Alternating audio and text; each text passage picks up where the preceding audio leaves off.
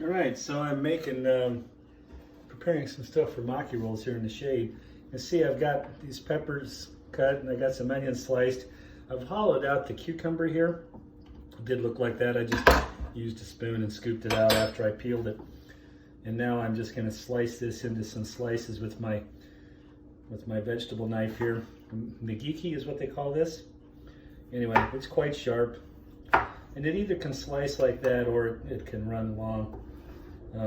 Either way, depends on how you want to cut with it. So anyway, that cucumber now is sliced up, and so I'm just kind of making my reservoir of stuff here to use. And I've already got the plastic on my sushi mat here, so I'll move this stuff over here. Actually, what I'll do next here is I'll cut some fish. One moment while I get it out.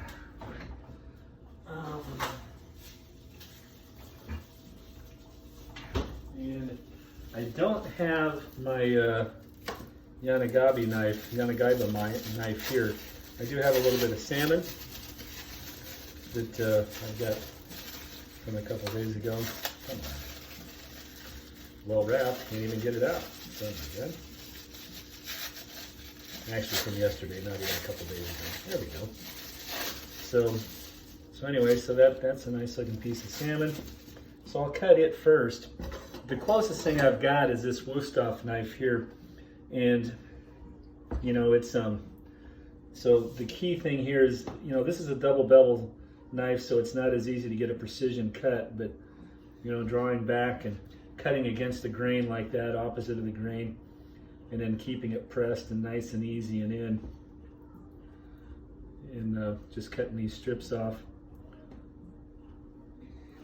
The stroke when you're cutting meat like this is to cut it on an angle and draw towards you, and so that's the key. And I'm going to do the same thing with this ahi tuna. This was just one of those triangular ahi tuna steaks that you buy at the store. You know, this pre-frozen, shrunk wrapped and pre-frozen. You can see I've got the grain across here. So again, I'm gonna cut that. This one's a little bit tougher to cut. I guess I'll cut this one vertically. It's better to cut it at the angle. So anyway, so there's one piece, and those are a little bit thicker than they should be because they won't really lay over well, but they're about as good as I can do. So yeah, see, it's a big thick chunk and needs to really be thinner. I should work on it and see if I can get it a little bit thinner. This knife is hard to cut really thin with. There, that's a thin piece. Hard to see in the dark here. So there's a couple of thin pieces. I'll save those for a sashimi thing a little bit later. All right, now I'll get some nori out here. I got my half sheets of nori here.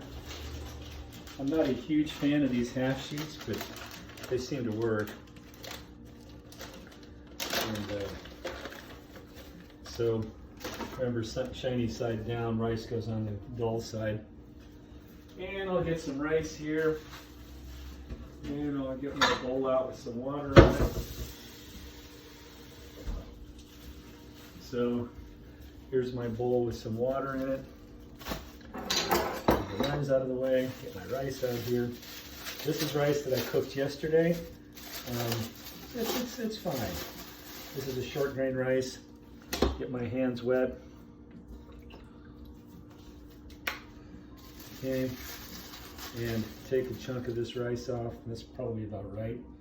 And then fold it out here over this. This is going to be a rice outside one.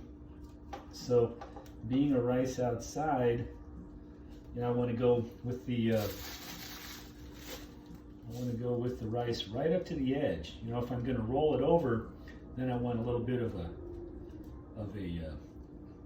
open flap, you know, like an envelope flap, so that it'll seal up. But since this is going to be,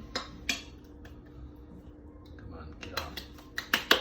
Since this is going to be a rice outside, I want it to be pretty much covered right up to the outside edges. So, all right, so that's pretty well covered up there. And I just pick this up. and I roll it over. And I roll it over so that it's right up close to the edge here, so when I do roll it, I can use the edge of the piece to thin it right up to it. So now I'm going to put in the couple of things that I want to do here. So I've got this little bit of cucumber. So I run the cucumber so it runs a full length. I run the onion so that it runs a full length. A little bit overlap here on the onion because I got plenty of it.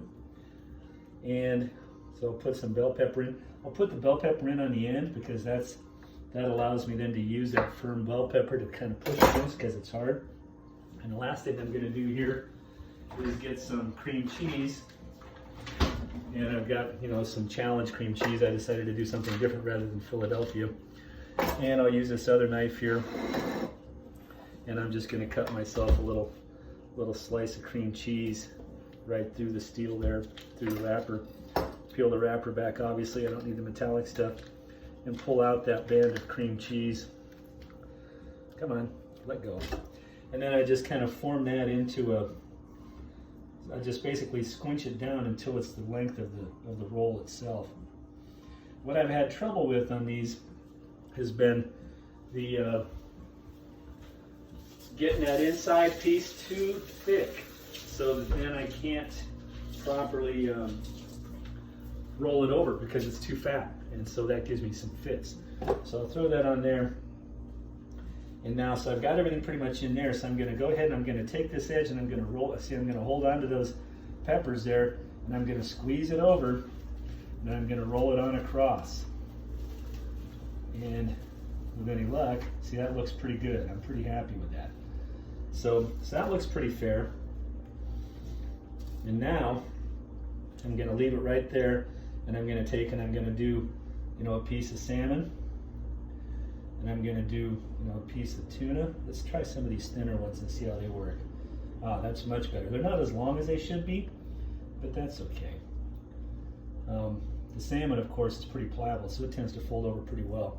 I don't think I'm good enough to slice this piece in half. We will try. If I start bleeding and screaming, you'll know. Let's see, get in here and slice it through this way.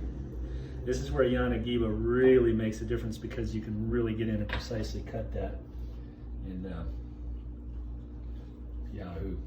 So anyway, now I'm going to get some avocado. This is the other half of the avocado that I cut yesterday.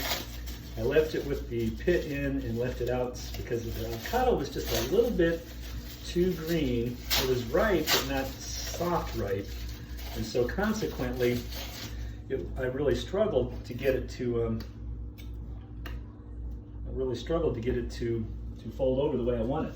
And so I just had, you know, basically wedges that were strong rather than slices that were better. So I'm going to scrape off the stuff that's oxidized, get down to the fresh stuff. All right, so that's more or less clear. Let me take that little bit off there too. The avocado's more ripe, we're getting close. Now one of the secrets, right, I mean, some guys will have you go through and peel the whole thing down and do a bunch of fiddle farting, but you just take a regular table knife and then you can go through and you can slice it really thin just like that, and then out it comes. So that's probably a little thicker than it should be, and I'm going to put it on there. See if I can get this a little bit thinner yet, because when it's thinner it tends to fold over easier. So I'm going to put that one there. That one's just about right. That's thin right where it ought to be. And I could do another very thin one here. And that's almost too thin, but that's okay. We'll eat it. And I'm going to just kind of put that in the middle. Now here comes the section where, you know, I do something that I've seen in a couple videos, not on others. No. Where's my regular? I leave it over here. I'm glad I'm organized. Oh, there it is. So the basic cling wrap here, what I'm going to do is I'm just going to cut a small little piece for it, and then I'm going to put that over the top of this roll right here. And this is kind of a trick for those of us who aren't that good at it. I'm going to take my other not nearly as good sushi mat, and I'm going to just put that over the top, and I'm going to use it to just kind of firm it up. and that way it kind of packs things in the way it should be. And that's going to leave the plastic wrap over the top. Now I'm going to pick this turkey up off of that and set it down here. And now, pretty good. Now I'm going to take this and I'm going to use this to cut it. So I'm going to cut it right through the plastic. Sashimi, yum. I'm going to cut it right in the middle. Again, same long stroke backwards. And here's where now every time after you cut that, especially when you have cream cheese, you have to wipe that blade. Leave it a little bit wet and it'll cut a lot better. Then I'm going to cut it in half again. This knife is pretty sharp. You know, it is a double bevel knife, so it doesn't get as sharp as those single edge knives do, but for this it's just fine. The key thing is getting it cleaned up after each one. So even to the point where I take sometimes and just put a little bit of moisture on it and it helps it cut easier yet. Got to be careful not to cut yourself. So then I'm going to cut another one like that. Make sure it's fully cleaned. Get back in here and cut these again.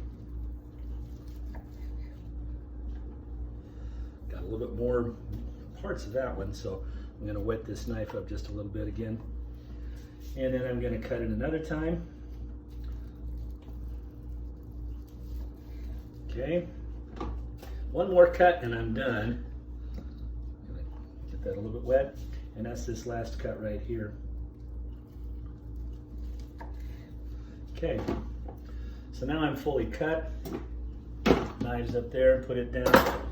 Let's see, I've got my sushi plate here. I will put it right here. I will pull off the plastic, obviously. That's a discard.